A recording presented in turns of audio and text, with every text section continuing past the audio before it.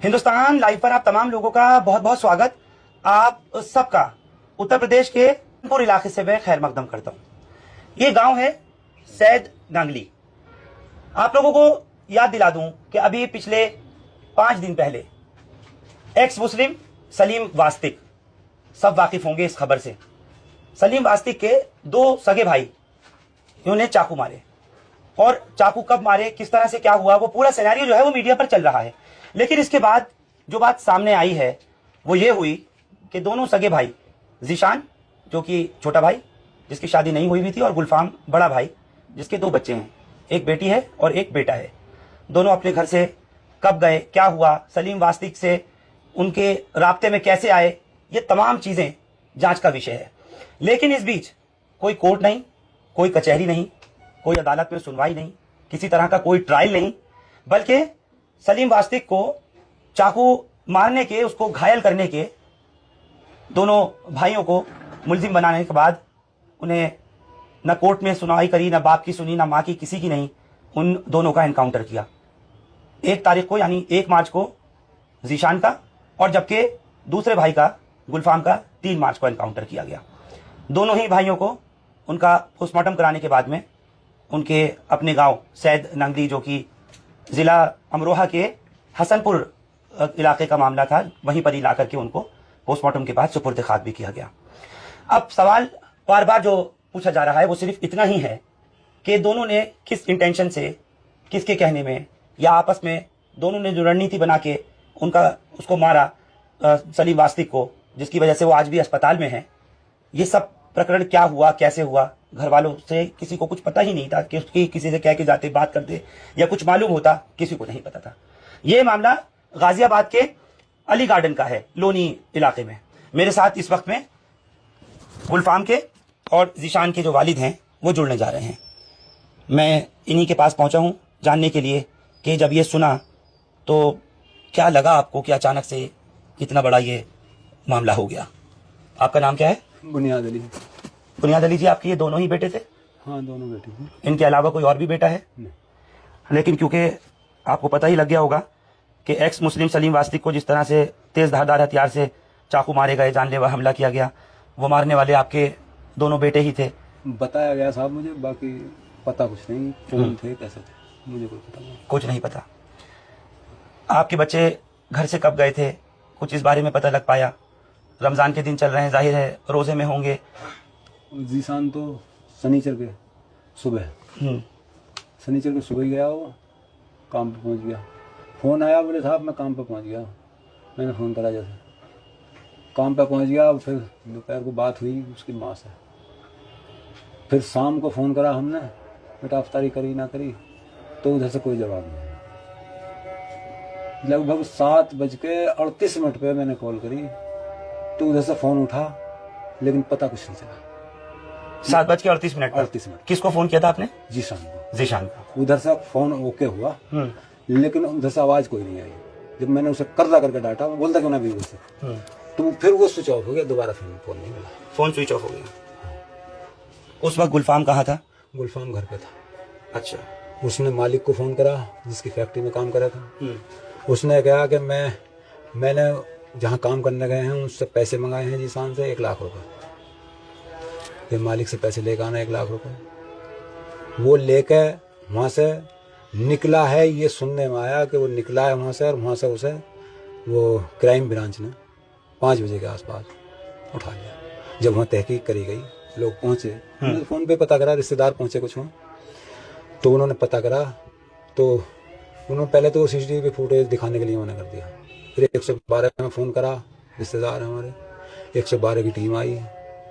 उन्होंने कहा, बोले भाई फुटेज दिखाओ CCTV की। थोड़ा जोर से बोले, लोग लिख रहे हैं कि आवाज नहीं आ रही। फुटेज दिखाए, उन्होंने मना कर दिया, बोले ये ऑपरेटर नहीं है यहाँ। जब पुलिस ने दबाव बनाया तो उन्होंने बताया जी वो क्राइम ब्रांच ले गई उठा के। अच्छा। 2 लड़के थे, एक और था कोई खोड़ा का ही, जो उसके साथ काम कर रहा था। काम क्या करते थे दोनों बच्चे? गुलफाम भी और जीशान भी? लकड़ी का करते थे सर। लकड़ी का, बढ़ई का काम। हाँ ठीक है। वो अपना करता था लेके, बड़ा वाला, छोटा कंपनी में था। अच्छा। हाँ, जुमे की छुट्टी रखता था, हर जुमे को घर आता था। शनिचर में सुबह ही वो काम पे पहुंचा। रोडवेज डायरेक्ट चल रही है यहाँ से, जहाँ भी उसे उतरना हुआ 62 उतरा, अगर आसपास में है या जहाँ भी उतरा उसे वहाँ जाना था काम पे। 62 कहाँ? अक्सर ये था। नोएडा में? हाँ, सेक्टर 62। सेक्टर 62 उतर गया, अगर वहाँ आसपास है ठीक है। या पीछे है तो पीछे उतर गया। ठीक है। आपके बच्चों का यानी गुलफाम का, ज़ीशान का कभी कोई ट्रैक रिकॉर्ड, पहले का कोई मुकदमा, कोई क्रिमिनल रिकॉर्ड, जिस तरह से मीडिया में बात आ रही है, क्या है वो बात, जरा वो भी बताइए। क्रिमिनल रिकॉर्ड की ऐसी बात है, उन बच्चों की तो बात चले गया, हमारे दादा परदादा, हमारे वालिद, हमारे भतीजे भतीजे, मतलब टोटल एक खानदान का पूरे का 191 नाम नहीं है। अच्छा। रिकॉर्ड पूछ लें आप, चौबारे के आए हुए हम, लगभग 50 साल हो गए, चौबारे जाके पूछ लो हमारे दादा को कोई रिकॉर्ड हो तो, आज तक कोई रिकॉर्ड नहीं मिला। आप कभी कभी कोई ना, आपके बच्चों का भी कुछ नहीं? 151 का मुकदमा हमारे नाम नहीं है किसी के भी, पूरे हम ताऊ हमारे वालिद 2 भाई थे, हमारे दादा 5 भाई थे, उनके हमारे दादाओं के बच्चे भी थे, किसी का कोई रिकॉर्ड नहीं, मतलब मेरी किसी का नॉलेज में। कोई क्रिमिनल बैकग्राउंड नहीं था। लेकिन अब ये जो गुलफाम का और ज़ीशान का मामला हुआ है, आपके दोनों बेटों का, आप कह रहे हैं बस मेरे ये 2 ही बेटे हैं, बाकी मेरी 5 बेटी हैं, पांचों की तो शादी कर दी। 5 की शादी कर दी। इन दोनों बेटों का इससे राब्ता कैसे हुआ, कैसे नहीं, आपको कुछ नहीं पता? ना, मुझे कोई पता एक्स मुस्लिम सलीम वास्तिक से? मैंने तो उसकी सूरत भी अब देखी, उन्होंने दिखाया पुलिस वालों ने, बोले ये सलीम वास्तिक है, मैंने तो उसकी सूरत भी ना देखी, कौन सलीम वास्तिक है। अच्छा। मुझे कोई पता नहीं उसका कौन, ना बच्चों ने बताया कभी कि सलीम वास्तिक है, उन्होंने मुझसे कोई जिक्र न करा। जाहिर है पहले कभी टच में आए नहीं होंगे बच्चे इसके सलीम वास्तिक के या किसी और के? ना आए ना आए ये तो कंफर्म तो वही बता सकें, बाकी मेरे अंदाजे में नहीं आए होने के। आपको नहीं लगता कि इतनी जल्दी जो कुछ ये हो गया, यानी मैं अपने दर्शकों को भी बता दूं, हम लोग दिल्ली में या देश में हर जगह देखते हैं, जहां कहीं भी हम देखते हैं कि बदमाश जो है वो गोलियां मार रहे हैं, एक दूसरे का मर्डर कर रहे हैं, या कहीं ऐसा भी देखा कि चाकू मार रहे हैं, और जिसके चाकू मारा वो नहीं मरा, तो पहले जो होता था आईपीसी की धारा लग जाती थी 307 की, अटेम्प्ट टू मर्डर की, और अगर मर्डर हो जाता था चाहे गोली पिस्तौल से या चाकू से तो 302 लग जाती थी। धाराएं बदली, बीएनएस हो गई, अब वो 103 और 109 का मामला हो गया। मसला ये है कि फिर अदालत, कोर्ट कचहरी, जजेस सब क्यों हैं? अगर इतनी जल्दी फैसला होना है, एक्स मुस्लिम सलीम वास्तिक के लड़कों ने चाकू मारे, बिल्कुल गलत मारे, दोनों सगे भाइयों ने मारे, हम कहते हैं बिल्कुल गलत मारे, लेकिन फिर कोर्ट कहाँ है, कचहरी कहाँ है, जज साहब का फैसला कहाँ है, और कहाँ है वो इंसाफ जिसके लिए अदालतें, जिसके लिए कचहरियां बनाई गई हैं? यही एक बाप की फरियाद है, यही एक माँ की फरियाद है। सलीम वास्तिक आज भी जिंदा हैं, उनका इलाज चल रहा है और वो हॉस्पिटल में है, जीटीबी हॉस्पिटल से उनको ट्रांसफर कर दिया गया प्राइवेट अस्पताल में, एक बड़े कॉर्पोरेट हॉस्पिटल में। लेकिन अटेम्प्ट टू मर्डर का भी केस, क्योंकि अभी वो जिंदा है, अटेम्प्ट टू मर्डर का केस दोनों भाइयों के ऊपर होना चाहिए था, और इनका केस चलता, चार्जशीट होती, ट्रायल होता, सब कुछ होता। माँ बाप यही सवाल कर रहे हैं, यही बात, यही सवाल है, बिल्कुल यही सवाल है। वो तो मुकदमा चलने के बाद उम्र कैद हो जाती है, उन्हें देख तो आते हम हैं, मुकदमा चलता देख आते हम, ये कौन सा कानून है? और जिन्होंने आज तक तमंचा उठा के ना देखा, उन्हें दिखा रहे हैं कि मुठभेड़ कर रहे हैं, वो पुलिस ये दिखा रही है मुठभेड़ करके कि मुठभेड़ कर रहे हैं, और जो पिस्तौल दिखाई जा रही है वो तो 2-3 लाख रुपए की बंदूक है। मेरे घर पे तो टीन पड़ी है, मैं 2-3 लाख रुपए की पिस्तौल लेकर दे दूंगा उन्हें, वो ले लेंगे, घर बनाऊंगा उन्हें, लोंडियों के ब्याह करके तो भुगताऊं मैं, कर्जा अभी तक ना उतरा, वो पिस्तौल ले लेंगे। अच्छा अब एक चीज और है, अगर पिस्तौल लेते तो वो चाकू क्यों मारते हैं? ये भी सवाल है। बिल्कुल ये भी सवाल है, ये भी सवाल है। दूसरा सवाल ये है कि पुलिस के पैर में गोली मार रहे हैं और सीने में मार रही है उनके, वो उनके सीने में मार रही है। अब पुलिस ये दावा कर रही है कि पुलिस के पैर में गोली मार रहे हैं, गोली मार रहे हैं। तो भाई जो इतनी जल्दी ये फैसला कर दिया गया, आप इससे बिल्कुल किसी कीमत पे मुतमईन नहीं है? ना ना ना, मुतमईन होने का सवाल नहीं, धांधलेबाजी है सब सरकार की धांधलेबाजी है। ये क्यों है, क्यों ऐसा कर रहे हैं? आगे इनके भी आनी है, भले 50 साल बाद आवे, 100 साल बाद आवे या 10 साल बाद आवे। इंसाफ के लिए क्या चाहते हैं आप? आगे ऐसा किसी के साथ ना हो, उसके लिए क्या चाहते हैं आप? बस ये गुहार है, कोर्ट वगैरह कुछ एक्शन ले इस पे। सुप्रीम कोर्ट बैठा है, अगर सबने चूड़ियां पहन ली हैं तो फिर जैसे जिसके आए ऐसा करन दो, पुलिस मारे जा सकूं, जिसे मारे वो मारे दो, चूड़ियां पहन ली तो सबने, सब बेकार हो गए, कोर्ट वोट सबकी कहानी खत्म हो गई, सुनने तक का मौका नहीं दिया। ना ना ना, कुछ नहीं। एप्लीकेशन डाली यहाँ से जी, तो वो एप्लीकेशन बोले जी 1 दिन की छुट्टी है, दूसरे दिन उसमें कर दियो, डाक से डाली, उसका मौका ना मिला, धड़ाक देसी मार दिया उन्हें, उसे बड़े लोंडे को। एप्लीकेशन पहुंच गई होगी, नेट पे डाली थी, मुख्यमंत्री योगी साहब बैठे हैं, भाषण तो बहुत बड़े बड़े दे रहे हैं, इंसाफ करने के दलाइल दे रहे हैं, खुद जज बने बैठे हैं, ऑर्डर दे रहे हैं कि हाँ गोली मार दो, अरे मैं मार दो, 2 लौंडे मार दिए, मेरा नंबर है, मार दो मुझे, मार दो, खत्म करो कहानी, मार दो।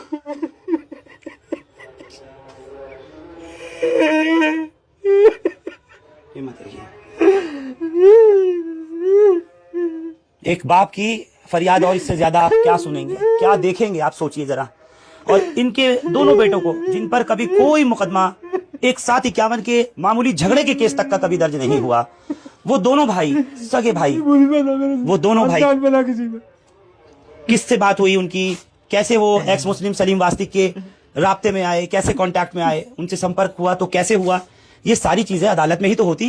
अगर चार्जशीट पेश होती, चलान पेश होता, सारा मामला निकल करके सामने आता कि किस तरह से वहां तक पहुंचे, किसके जरिए पहुंचे थे और क्यों वहां पर इन्होंने ये कदम उठाया।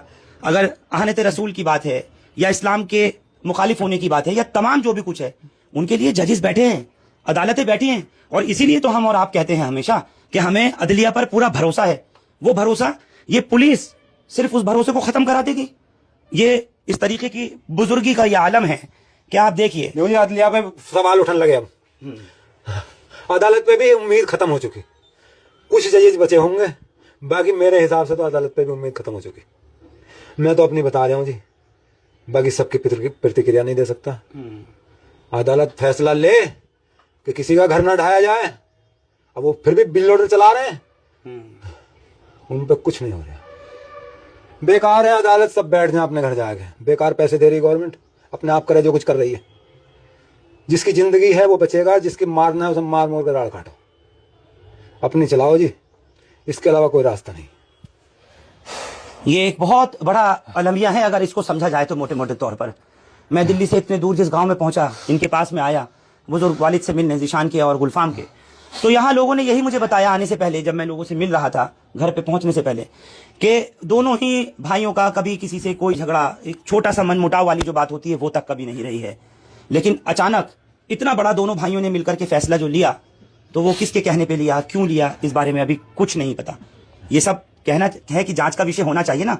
जिंदा होते तो जेल में होते, मुकदमा चल रहा होता, सच्चाई क्या है, झूठ क्या है, किसके कहने पे सच्चाई तो जब भी पता, ये सारी सच्चाई जब भी पता लगती। यही बाप का भी कहना है, यही माँ का भी कहना है, यही गांव वालों का भी कहना है कि अगर सलीम वास्तिक तो जब भी पता चलती सर जी, जब उनसे पूछताछ होती, कुछ अदालत में जाते वो सबूत पेश करते, सच्चाई तो जब पता चलती, पूछने का मौका ही नहीं मिला। जी कैसा मौका, पूरी बस्ती से इंक्वायरी करिए, गाजियाबाद की पुलिस आई है, मैंने खुद कहा उनसे, जो दरोगा जी आए वहां से, मैं इंक्वायरी करिए इनके बच्चों के बारे में, कैसा इनका नेचर था, कि सब इंक्वायरी वो करके गए यहाँ से।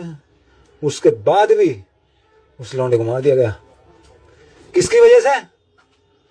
ये बजरंग दल और आरएसएस इन्होंने जो बिठा रखे हैं, या जैसे भी ये दल बना रखे हैं, गुंडागर्दी कर रहे हैं, क्लियर कर रहे हैं जी। वो तो मैं बचाऊं परिवार में, मुझे और मार दें और मारना, तो यही रास्ता और कुछ ना है इनके सामने। बाकी मेरा अपना नजरिया नहीं, ठोस यकीन है अगर उन्होंने 1% ऐसा करा है, 1%, आपके दोनों बेटों ने, हाँ, अगर 1% ऐसा उन्होंने करा है तो इसमें मुलव्विस और दूसरा कोई नहीं, तीसरा मेरा अपना ये यकीन है। किसी को भी बेगुनाह ना फांसे, अगर बेगुनाह फांसेंगे तो इनकी जिम्मेदारी है, ये कर रहे हैं जो भी कर रहे हैं, बाकी किसी को इन्वॉल्व नहीं। अगर इन्वॉल्व होता तो मेरी एक लड़की वहां रहती है, वो बताती, और रिश्तेदार रहते हैं, पूरा एरिया है, कुनबा है, कोई ना कोई बताता कि इसके बैठ उठी फला लड़कों से, ऐसों से है। कोई आज तक जानकारी हारते आदमियों से नहीं मिली। अच्छा, नंगली में किसी से ऐसी बैठ उठ नहीं है इनकी। जब से आए अपने घर रहे, अपना नमाज पढ़ने गए और घर आए, बात खत्म, और काम से हम बस वो जुमे के दिन आता था या जुमेरात की शाम को आता था, शनिचर में, उसमें शनिचर के सुबह को अपने काम पे पहुंच जाएगा। छोटा वाला बड़ा खुद ठेकेदार था, अपना काम करे रहा। वो SIR का उसका नोटिस आया था, वो उस वजह से रुका नहीं, वो भी जाता साथ ही।